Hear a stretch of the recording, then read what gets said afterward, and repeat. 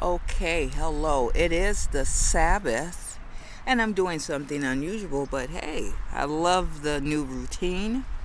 I am in the park recording this. I am unable to confirm and secure a Wi Fi signal and privacy at the same time, but it is the Sabbath. I am outdoors. I'm recording in a park. And like I said, what a coincidence. Didn't think I was going to do this at all. I am in South Central LA, maybe not quite South Central, but I am in a hood, one of my favorite hoods. I am in a park off of Exposition and Western Avenue. Do you know which one I'm in? I like this park. It's recreational when it needs to be, and then it's full of homeless people when it needs to be. Mainly African American homeless people. People who probably grew up in this neighborhood and feel at home sleeping outdoors in this particular park. I tried to sleep outdoors here the other night and the sprinklers come on, so I didn't see too many homeless people here because they knew that the sprinklers were going to come on and I didn't.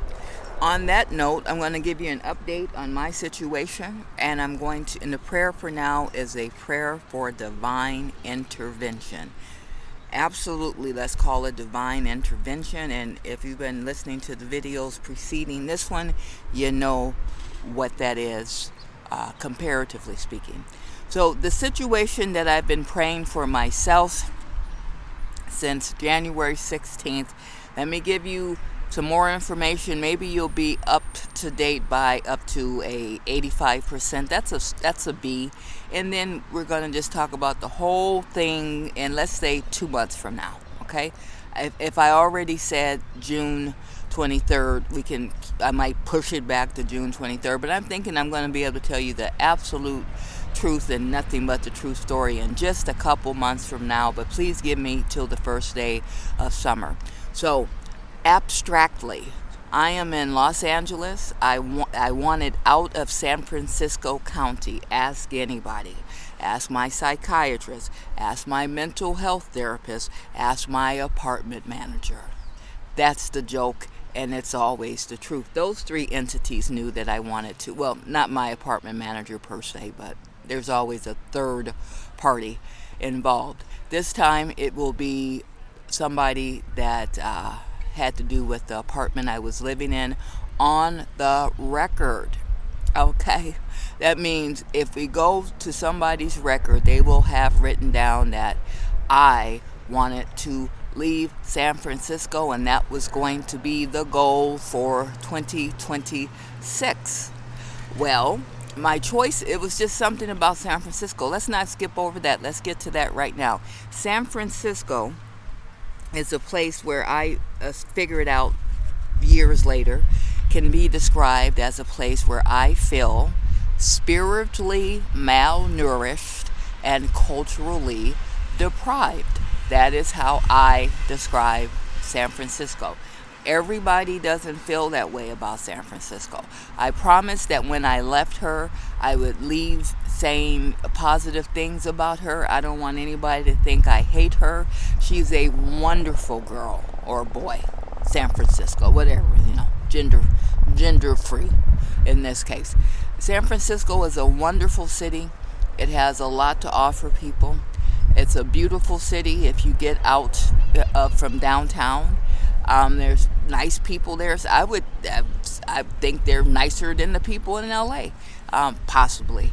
It also has a reputation. If you took a poll and if this was Card Sharks, you would say how many people out of 100 polled today prefer San Francisco to Los Angeles, or whatever the question would be. And I would say about 75% of everybody I've come into previously have said they prefer San Francisco to Los Angeles. That would be out of a general poll. I did not specify it to one demographic or another. Possibly black Americans like San Francisco less than white Americans. Probably like it less than Asian Americans, and probably like it less than Hispanics. I don't know. Or maybe black people like the Bay more. I've heard everybody say they like the Bay more than LA and San Francisco more than Los Angeles. Not me. Again, spiritual malnourishment and cultural depravity, or I'm deprived of my culture there. So I ended up in Los Angeles a lot sooner than I thought I would get here. And some people would say, was that a miracle? Was that divine timing? Was that a fluke? Or was it written and you just didn't know how you were going to land here? I don't know. But I'm here. So let's talk about how much of a miracle that was in the future. Right now, I'm just dealing with the fact that I'm here. I left San Francisco on a note where I was worried. I'm less worried. And right now, things seem to be going well, but I have an anxiety disorder, so I'm usually worried, sometimes unnecessarily. So things are going good. Those prayers that I've been asking for since January 16th have come to fruition. And I will give you the whole story, which explains how overnight, or in 3 days to be precise, it was destined that I would leave San Francisco. Got 3 days notice, and then the decision was made shortly after that. Okay, part 2. As we proceed the prayer for today. This was going to be a community post, so let me articulate it as if it's a community post, okay? If I told you my name is Sholanda Green. Sholanda Green. I won't say it 3 times. If I told you that I was the nicest person that I knew, or to be fair, one of the nicest people I know, but for this example, I'm the nicest person I know. With your reaction, just out of many reactions you could have, I'm gonna give you 3. Would you say, prove it? Second choice, who cares? Third choice, well, what's wrong with that picture? Question mark. Okay, prove it. Could I prove that I was the nicest person that I know? I don't know if I would want to prove it. God knows. For somebody who says, who cares? That is a very good reflector and demonstrator, and I'm looking for another word, but if that was a person's reaction or even your reaction, you might want to not subscribe to this channel. That is the people that are on the other side of the fence, people who do not recognize, honor, or prefer a magnanimous character or a magnanimous characteristic. Somebody that says, who cares if you're the nicest person you know? Meaning that that's not an impressive statement on either way. I would say, okay, so you're the person that doesn't care about somebody being nice, then you would probably be the person that subconsciously or consciously desires the opposite of nice, which indeed is the opposite of magnanimous, and we've talked about that on this channel. Now, the answer or the ponder that I am going to hone in on for myself as we proceed the prayer for today is, what's wrong with that picture? Well, in my case, what's wrong with the picture is, as I fled San Francisco because of being spiritually malnourished and culturally deprived, to end up somewhere where I'm still not meeting people who are as nice as I am, who are as generous as I am, who is as kind as I am, who is as compassionate as I am, who has etc. I'm not magnanimous. I'm working on it. I don't want to give anybody the impression I'm perfect. Boy, you should read some of those Yelp reviews I've left for people who piss me off. You would never call me magnanimous if you've witnessed me roast people that offended my little soul and big ego. But in theory and in preference, I think we should all treat people how we want to be treated. It's usually me reacting to someone who failed miserably in that category. And it's hard for me to say, You have no idea what it's like to be a nice person, a cool person, a thoughtful person, or a magnanimous person. So I no longer consider you a peer, and then you get a part of me that does not seem to be magnanimous at all. As a matter of fact, Old Testament God, and that's not his name, would say something like this: if you don't stop effing around, I will destroy you.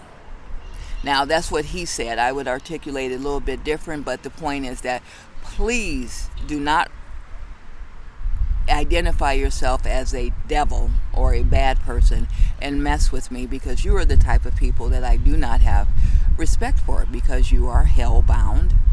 You are tempting me and my magnanimity, and I want everything about you to be destroyed. You can repent before I wish you the worst, but everything about you must be destroyed. Old Testament God said that, and my magnanimous King says the same things. The non-magnanimous will be destroyed. But anyway, back to the prayer request. That was a little sidebar. So, what's wrong with the picture is that I need to be placed in an environment where everybody is as nice as I am, and that I can only be reminded that when I do the right thing, everybody around me appreciates that, and it's not taken for granted. And then I want people to be just as nice to me as I am to them. So everybody that I'm generous, charitable, compassionate, and want to be a good role model to, and want to help and support, no strings attached, I need to be around people that want to do the same thing for me. And that is the prayer request that I have for today. And I would like for this prayer request to go up as expeditiously as possible. I just saw a Stephen Darby video where he says there's a lag or a wait time. So as I ask for it to go up today, if it lands 1 week from now and nothing was lost or ruined in the meantime, that would be indeed perfect timing. We'll take it. Please pray for me, pray for someone else you care about, and pray for yourself. Don't forget to always pray for the vulnerable. Pray for people who do not have as much as you do, whether that be tangible items, food, love, support, health, whatever it is. And if you literally do not pray, or you don't pray literally, be generous with them. Be sure to help people that ask you for help, okay? Start to be generous. If you're wondering what you can do besides praying for other people, you can show those people that you're not literally praying for, that you care. When they ask you for something, help them. Think about the other people that have less than you every once in a while. Think about them every day.